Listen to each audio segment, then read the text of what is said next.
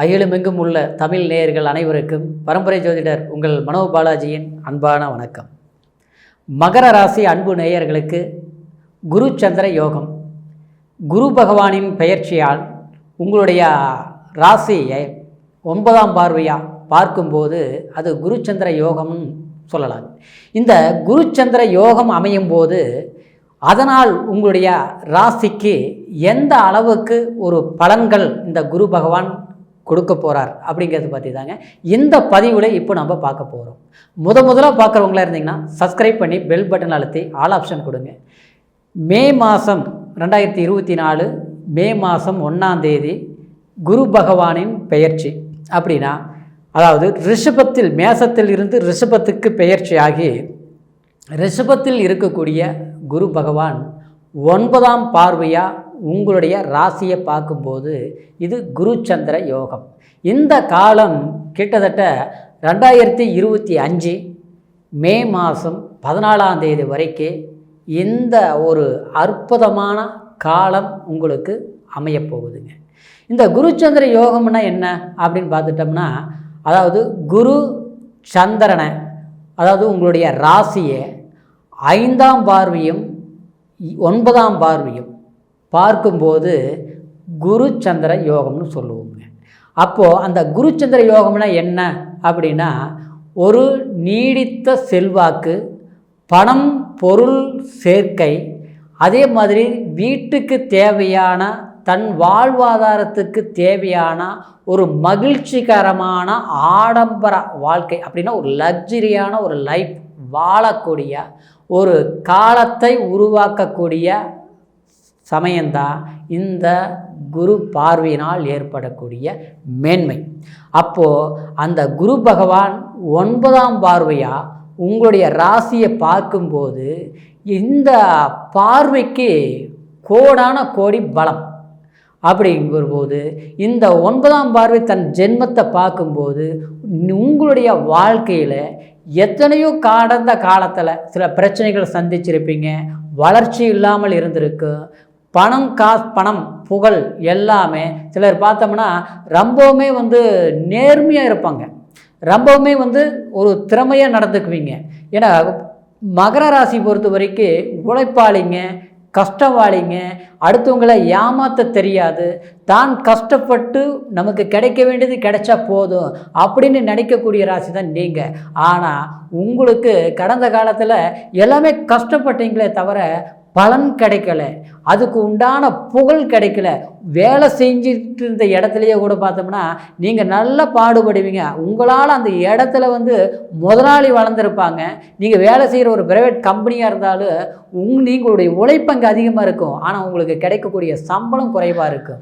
இப்படின்றதுனால என்ன செய்கிறதுன்னு தெரியலையே, அதாவது இந்த வேலையை விட்டு வெளியில் போனால் அது நல்லா இருக்குமா, வேறு வேலை இந்த மாதிரியாவது கிடைக்குமா, ஏன் நம்ம உழைக்கிறதுக்கு தகுந்த மாதிரி நம்மளை மதிக்க மாட்டேங்கிறாங்களே, அதுக்கு உண்டான பலன் கிடைக்கலையே அப்படின்னு நினச்சி வருத்தப்படக்கூடிய உங்களுக்கு இந்த யோகத்தினால், இந்த குருவின் பார்வையினால் உங்களுடைய மனசை திருப்திப்படுத்தக்கூடிய, உங்களுடைய வாழ்க்கையை பலப்படுத்தக்கூடிய அளவுக்கு தொழிலில் மாற்றங்கள் ஏற்படும். அப்படின்னா நீங்கள் ரொம்ப நாளாக கஷ்டப்பட்டு இருந்தவங்களுக்கு ஒரு பலன் கிடைக்கும். ஒரு தூர பிரயாணம் போகிறது, வேறு வெளிநாடு போகிறது, நீங்கள் வேலை செஞ்சுட்டு இருந்த ஒரு கம்பெனியிலேருந்து அதாவது இன்னொரு பெரிய கம்பெனிக்கு டிரான்ஸ்ஃபர் ஆகிறது, இல்லை ஒரு சம்பளம் உயர்வு கிடைக்கிறது, இந்த மாதிரி நிகழ்ச்சிகள் கண்டிப்பாக நடக்கக்கூடிய வாய்ப்புகள் இருக்கும்.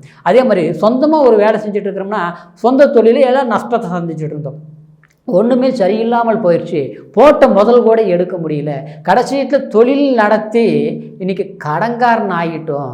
தொழிலில் நம்ம போட்டியை நினச்சவங்களுக்கு முன்னால் அருமையாக போயிட்டு இருந்தோம், இன்றைக்கி நம்ம பின்னால் வந்தவங்க நம்மளை பார்த்து பொறாமப்பட்டவங்க இன்றைக்கி அருமையாக தொழில் நடந்துட்டு இருக்குது, ஆனால் நமக்கு சரியில்லாமல் போயிடுச்சு, அவங்கள விட நம்ம கம்மியாக தான் நம்ம ஒரு லாபத்தை எதிர்பார்க்குறோம், ஆனால் நமக்கு நஷ்டம் வருது அப்படின்னு நினச்சி வருத்தப்படக்கூடியவங்களுக்கு தொழிலில் எதிர்பாராத குபேர யோகம் அப்படிங்கிற ஒரு சந்தர்ப்பம் கண்டிப்பாக கிடைக்கும்.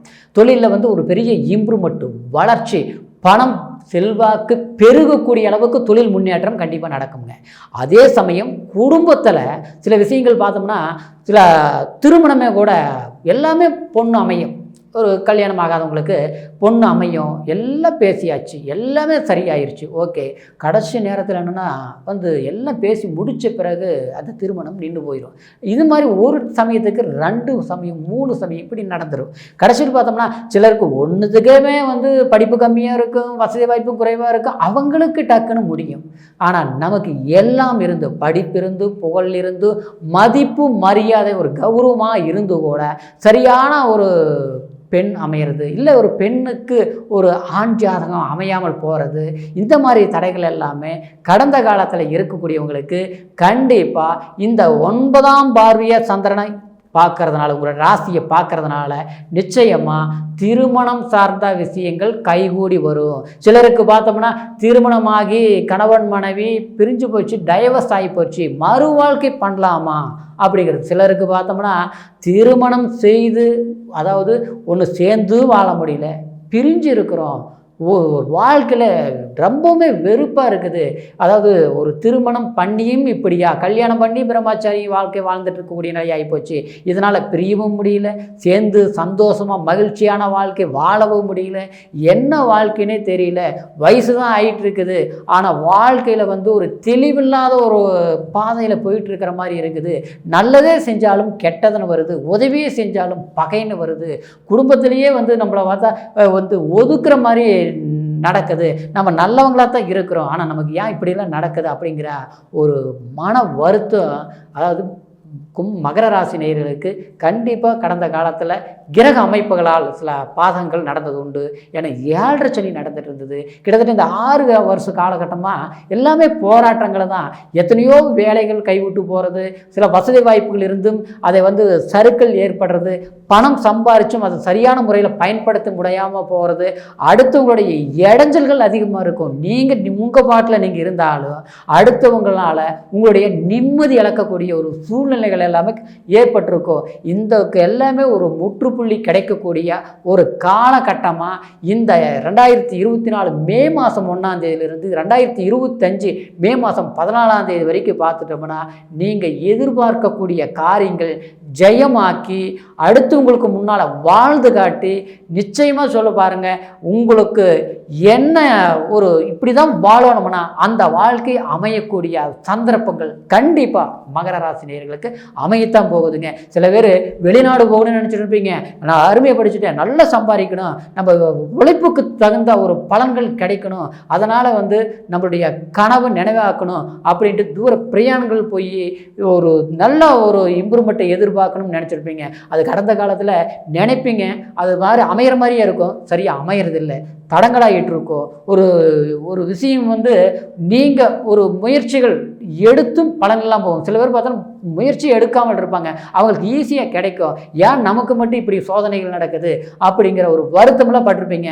ஆனால் இந்த காலகட்டத்தில் நீங்கள் எதிர்பார்க்குற மாதிரியே எல்லா அமைப்புகளும் உங்களுக்கு கைகூடி வரும். கண்டிப்பாக நிச்சயமாக நீங்கள் வெற்றி ஒரு வாய்ப்புகள் உங்களுக்கு இந்த நேரத்தில் நீங்கள் சந்திப்பீங்க.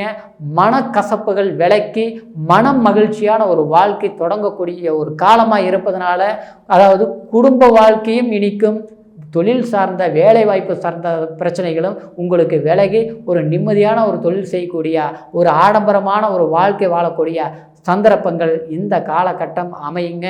அதனால் நீங்கள் முயற்சிகள் பண்ணுங்கள், கண்டிப்பாக வளர்ச்சி நிச்சயம்ங்கிறதுல மாற்று கருத்து கிடையாது. இருந்தாலும் நான் சொன்ன பலன்கள் கோச்சார ரீதியில் ஏற்படக்கூடிய இந்த குரு பார்வையினால் ஏற்படக்கூடிய குரு சந்திர யோகம் இருந்தாலும் உங்களுடைய பிறப்பு ஜனன ஜாதகத்திலையும் தசாபுத்தி எப்படி இருக்குது அப்படிங்கிறது ஒரு முறை சோதனை பண்ணி பார்த்துக்கோங்க. ஏன்னா பிறப்பு ஜாதகங்கிறது லக்னத்தை வச்சு பார்க்குறது, நம்மளுடைய லக்னம் என்ன, அதே மாதிரி என்ன தசாபுத்தி நடக்குது அப்படிங்கிறது தெரிஞ்சதுன்னா அதனுடைய நல்ல பலன்கள் உள்ள ஒரு தசாபுத்தியாக இருந்ததுன்னா இன்னும் அது உங்களுக்கு இன்னும் சாதகமாக இருக்கும். அது பாதகமாக இருக்குது அப்படிங்கிறது நீங்கள் உங்களுடைய ஜாதகத்தை பார்த்து தெரிஞ்சுக்கோங்க. உங்களுடைய ஜாதகத்தை என்கிட்ட பார்க்கணும்னு நீங்கள் நினச்சிங்கன்னா கீழே இருக்கிற நம்பருக்கு ஃபோன் செய்து பிறந்த தேதி, பிறந்த நேரம், பிறந்த ஊர் இது 3ஐயுமே தெரியப்படுத்தி பொறுமையான நேரத்தில் அருமையான உங்களுடைய பலன்களை முழுமையாக தெரிஞ்சுக்கிட்டு முயற்சிகள் பண்ணுங்கள். கண்டிப்பாக உங்களுடைய வாழ்க்கையில் வளர்ச்சி நிச்சயம் உண்டு அப்படிங்கிற ஒரு மன மகிழ்ச்சியோடு மீண்டும் அடுத்த பதிவில் உங்களை சந்திக்கிற வரைக்கும் நன்றி, வணக்கம்.